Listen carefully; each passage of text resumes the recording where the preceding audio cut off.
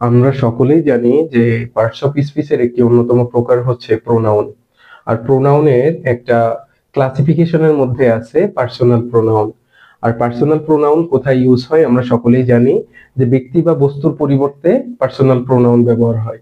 আর personal প্রোনাউনের একটি অন্যতম প্রকার হচ্ছে সাবজেক্টিভ প্রোনাউন, তথা বাক্যের সাবজেক্ট হিসেবে সাবজেক্টিভ প্রোনাউন বসে থাকে।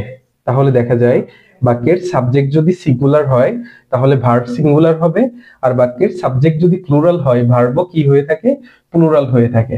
তাহলে আমরা আরেকটা জিনিস শিখে রাখবো, যে এন্ড দ্বারা যখন দুটো নাউন বা প্রোনাউন যুক্ত থাকবে তখন সেটা হচ্ছে কি প্লুরাল ভার্ব গ্রহণ করে থাকে।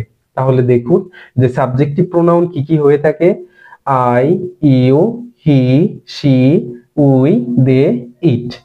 তাহলে আসুন উদাহরণের মধ্য দিয়ে আলোচ্য স্ট্রাকচারটি আমরা একটু ক্লিয়ার করে নেই।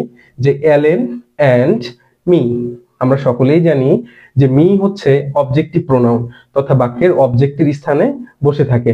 তাহলে আমরা সকলেই জানি এখানে মি হবে না, মি না হয়ে কি হবে, আই হবে। Allen and I were going to market, তাহলে সেন্টেন্সটা কারেক্ট হবে। দ্বিতীয় আরেকটি উদাহরণে দেখা যাক যে পার্ট, ইনি হচ্ছে কি একজন নাউন, অ্যান্ড হার এখানে বসছে। আমরা সকলেই জানি যে এন্ড দ্বারা কি দুটো সাবজেক্ট, দুটো নাউন বা প্রোনাউন কি যুক্ত থাকে। তাহলে যেহেতু সাবজেক্টের স্থানে বসছে, আমরা জানি যে হার হচ্ছে কি অবজেক্টিভ প্রোনাউন। তাহলে এখানে কি হবে, অ্যালেন অ্যান্ড শি হবে। Will go back to the school. তাহলে আপনারা এই যে নিচের যে কোশ্চেনটি আছে, এই কোশ্চেনের অ্যান্সারটি দিবেন যে বাক্যের কোথায় ভুল আছে। আশা করি সকলেই কমেন্ট বক্সে জানিয়ে দিবেন। সালামু আলাইকুম।